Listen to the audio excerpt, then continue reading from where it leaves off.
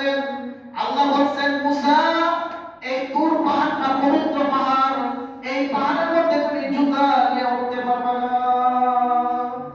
আর আমাদের রাসূল জুতা নিয়ে পড়ে গেছে আরশে আজিম। আরশে আজিমে চলে গেছে।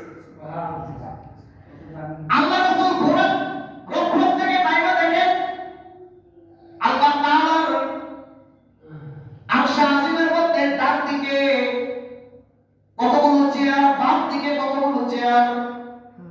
জিজ্ঞেস করলেন এই চেয়ারগুলো কি জন্য? আল্লাহ তাআলা বললেন হাবিব, এই চেয়ারের মাহাত্ম্য হলো বাম দিকের চেয়ারগুলো আমার জাহান্নামের বান্দাদের অবস্থানের জন্য এটা বোঝানো হয়েছে, আর জান্নাতি চেয়ারগুলো আমার জান্নাতি, ডান দিকের চেয়ারগুলোকে আমার জান্নাতি বান্দা বান্দীদের অবস্থানের জন্য বোঝানো হয়েছে।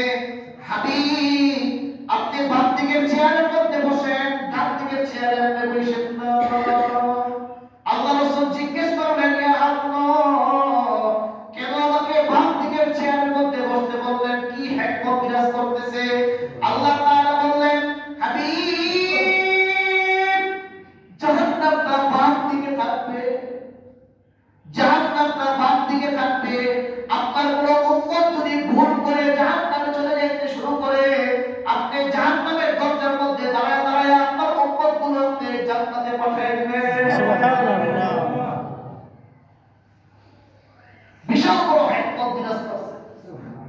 আল্লাহ তার বান্দাদেরকে জান্নাতে যাওয়ার জন্য হিকমত বিরাজ করে, আর আমরা বান্দারা জাহান্নামে যাওয়ার জন্য খালি দৌড়াইতেছি।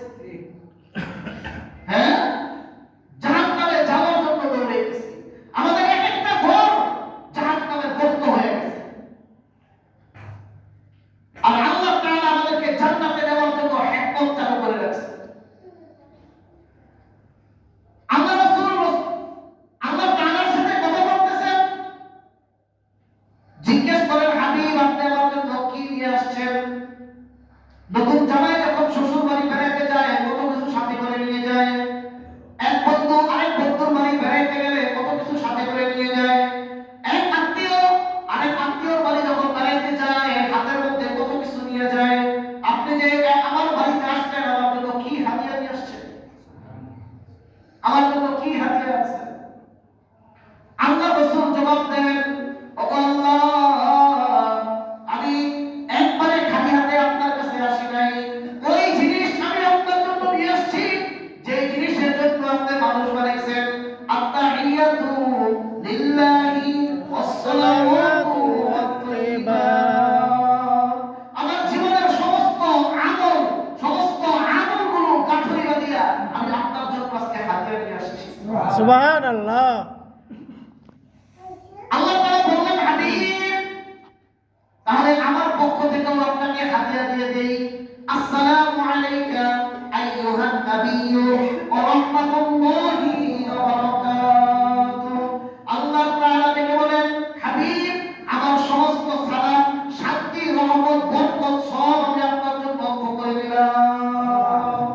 আল্লাহ রাসূল বলেন ওগো রব্বুল আলামিন, এই রহমত, বরকত, এই শান্তি আমি একা নিব না, আমার গোটা উম্মতের মধ্যে আমি শান্তিগুলো বন্টন করে দেব। আসসালামু আলাইকা আইয়ুহান নাবিয়্যু ওয়া রাহমাতুল্লাহি ওয়া বারাকাতুহু। আসসালামু আলাইনা ওয়া আলা ইবাদিল্লাহিস সালিহিন। সমস্ত ইবাদত গুজার সালিহিন বান্দাদের জন্য আমি আমার এই রহমত, বরকতগুলো বন্টন করে দিলাম। সুবহানাল্লাহ। এই যে আল্লাহ এবং আল্লাহ রাসূল কথা বললেন, এটা সাক্ষী দরকার আছে না? এবার চতুর্দিকে লক্ষ লক্ষ ফেরেশতারা যারা আল্লাহ রাসূলের কথাগুলো শুনতেছে, এবার তারা সাক্ষী দিয়ে দিলেন, আশহাদু আল্লা ইলাহা ইল্লাল্লাহু ওয়া আশহাদু আন্না মুহাম্মাদান আবদুহু ওয়া রাসূলুহু। আলহামদুলিল্লাহ। আলহামদুলিল্লাহ। সাক্ষী দিয়ে দিলেন। হ্যাঁ, আল্লাহ রাসূল মেরাজে রাসূলের সাথে কথা বললেন। আল্লাহ তাআলা আপনার হাবিবকে জান্নাত ঘুরে ঘুরে দেখাইছেন, জাহান্নাম ঘুরে ঘুরে দেখাইছেন। জাহান্নামের মধ্যে আল্লাহ রাসূল দেখেন একজন মানুষের গালগুলো কাটতেছে। খেয়াল করবেন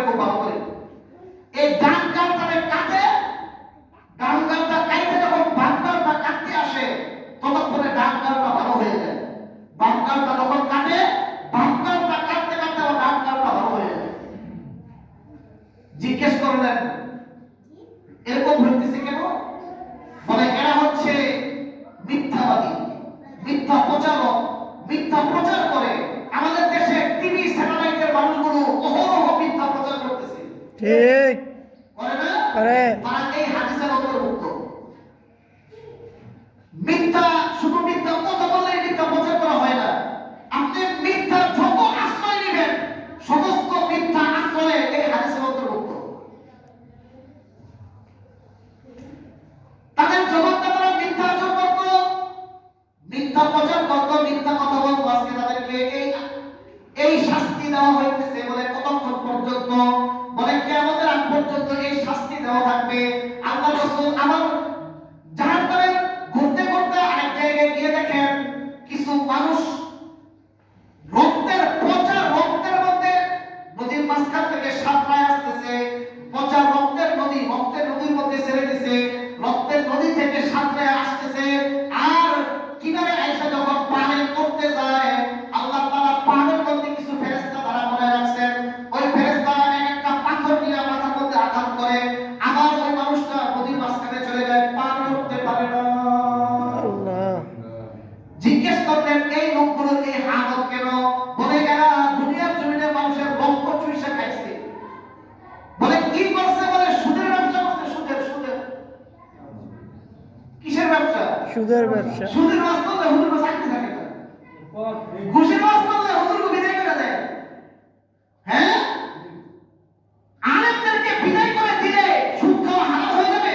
জি না আলেমদেরকে বিদায় করে দিলে আলেমরা আরেক মসজিদে যেয়ে খেদমত করবে, আরেক মাদ্রাসায় যেয়ে খেদমত করবে, তারা অন্য জায়গায় অন্য ব্যবসা বাণিজ্য করবে।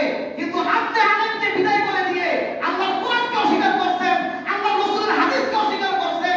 এই জন্য আপনার অবস্থা কি হবে এই চিন্তা করে সুদ খাওয়া থেকে বিরত হয়ে যান। ঠিক সুদ মানুষের রক্ত চুইসা তারপর সুদের ব্যবসা করে, পচা রক্তের নদীর মধ্যে ছেড়ে দিছে। আল্লাহ রাসূল মনে মনে ভাবেন, যদি সুদের এই হালত এই জায়গায় হয়, তাহলে হাসরের ময়দানে যখন দাঁড়াইবে তখন অবস্থা কি হবে?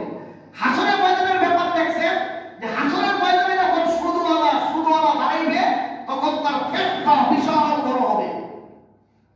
পেটটা বিশাল বড়। বিশাল একটা পেট হবে। এই পেটটা দেখা মানুষ বুঝবে যে এই লোকটা সূক্ষ্ম,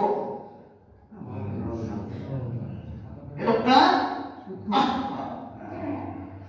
ও বাবা, যদি সুদই খাইতে হয় তাহলে হালালের এত রাস্তা আল্লাহ কেন করলেন? হালাল পন্থায় এত আয় রোজগারের রাস্তা আল্লাহ তাআলা কেন দেখাই দিলেন? আল্লাহ রাসূল আমাদেরকে কেন এগুলি শিখিয়ে দিয়ে গেলেন? হালালের এত রাস্তা থাকতেও সুদ আমরা কেন খাই? কি জন্য খাই? যে ব্যক্তি 20 লক্ষ টাকার ব্যবসা করে, সে 5 লাখ টাকা সুদে দিয়ে তার ব্যবসাতে লাগায়। সত্য না মিথ্যা? ঠিক সত্য না মিথ্যা? সত্য আহা, আমি তো সব সময় বলি,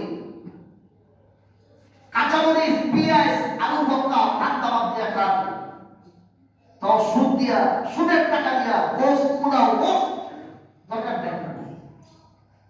হারাম টাকা দিয়া গোশত পোড়াও, রোস্ট না খাইয়া হালাল টাকা দিয়া, হালাল উপার্জন দিয়া সন্তান, বাবা মা, স্ত্রী, পুত্রদেরকে নিয়ে কাঁচামরিচ, পেঁয়াজ, আলু ভর্তা ঢেলে ঢেলে খান, অনেক ভালো। তো হারাম খায় না।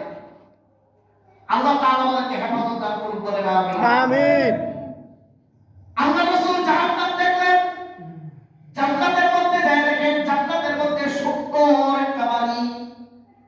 জিজ্ঞেস করলেন, জিবরাইল এই বাড়িটা কার জন্য?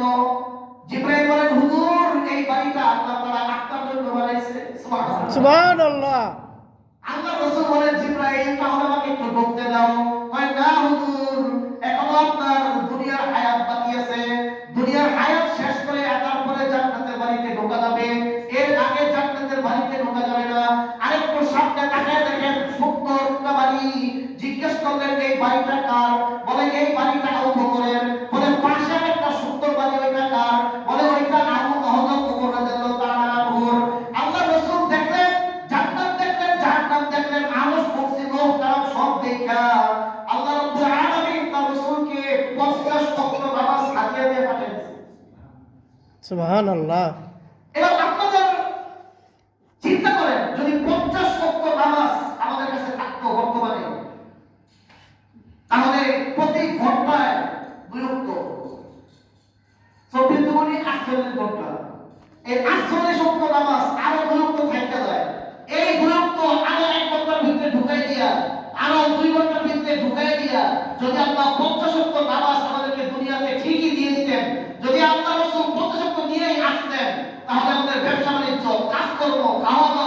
বিবাহ শাদী সমস্ত কিছু কখন করতাম। তিনি কত রহমান, কত রহিম, কত মেহেরবান। 45 ওয়াক্ত নামাজ মাইনাস করে দিয়ে 5 ওয়াক্ত নামাজ আমাদের জন্য দিয়ে দিয়েছেন। সুবহানাল্লাহ। আমরা সেই 5 ওয়াক্ত নামাজ দোকানদারকে আমরা করতে পারি না। 5 ওয়াক্ত নামাজ গাড়ি চালানোর কারণে করতে পারি না। 5 ওয়াক্ত নামাজ খেতের মধ্যে কাজ করতেছি যাইতে পারবো না। হ্যাঁ, 5 ওয়াক্ত নামাজ আল্লাহ রাসূল আমাদের জন্য হাদিয়া আনলেন, আর আমরা আকালে 5 ওয়াক্ত নামাজের বিধান করে দেখাই। নাউজুবিল্লাহ। হ্যাঁ, ফজরের টাইমে মুসল্লি নাই, ফজরের টাইমে মুসল্লি নাই, জুমার সময় মুসল্লি দিয়া মসজিদ ভরে যায়। 2 ওয়াক্ত নামাজ পড়ে এক সপ্তাহ ভিতরে আর মসজিদে আসে না। ঠিক। এক সপ্তাহের ভিতরে আর মসজিদে আসে না। আহা, আল্লাহ রাসূল মক্কার জমিনে চলে আসলেন।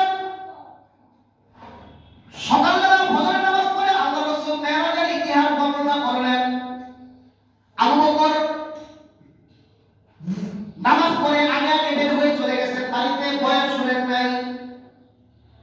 আবু জাহেল ডেকে ডেকে বলে, মুহাম্মদ তুমি যে কথাগুলো বলছো এই কথাগুলো আমি সবার কাছে বলবো?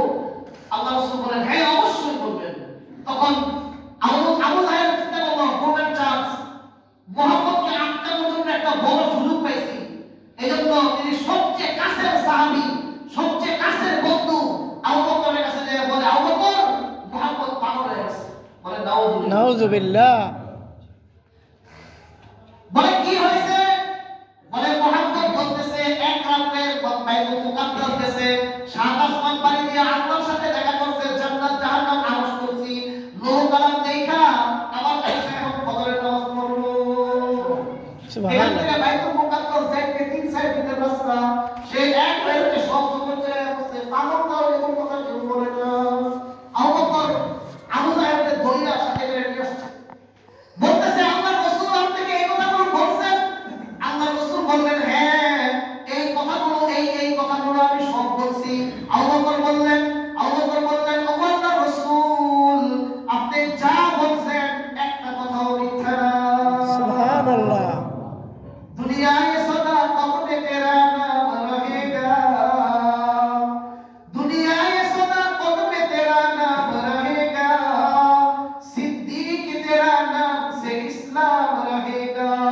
আল্লাহ রাসূল বললেন, ও বকর কোনো প্রশ্ন করো না, কোনো জিজ্ঞাসা করো না, এক কথায় তুমি কথা বলো বাইনাল্লাহ, তুমি সবচেয়ে বড় সত্যবাদী। আজকে থেকে তোমার নাম শুধু আবু বকর না, তোমার নাম আবু বকর সিদ্দিক রাদিয়াল্লাহু আনহু। সুবহানাল্লাহ। আল্লাহ রাসূলের এই মেরাজকে অস্বীকার করে এক ইহুদি রাসূলের সাথে অস্বীকার করে, অবজ্ঞা বলে, কটূক্তি করে, ক্রিটিসাইজ ফেস করে, আল্লাহ রাসূলের সাথে নাম টাম কথাবার্তা বলে সে বাজারে গেছে, বাজার থেকে মাছ কিনা স্ত্রীকে নিয়ে বলতেছে, স্ত্রী এই মাছগুলো কুইটা পাক করো, আমি গোসল করে আসি। তো স্ত্রীরে মাছ করতে দিয়া গোসল করতে গেছে, গোসল করার জন্য কাপড়গুলো নিচে রাইখা সে ডুব দিছে, ডুব দিয়া ওই পার গিয়া সে লেডিস হয়ে গেছে, ওই পার গিয়া সে নারী হয়ে উঠে গেছে। যুবকরা দেখছে সুন্দরী রমণী এক নারী, এক যুবক নিয়ে তাকে বিবাহ করছে, 3 বছর ঘর সংসার করছে, 3 সন্তানের মা হয়েছে। এরপর আবার একদিন ওই পুকুরে আইসা ডুব দিয়া যখন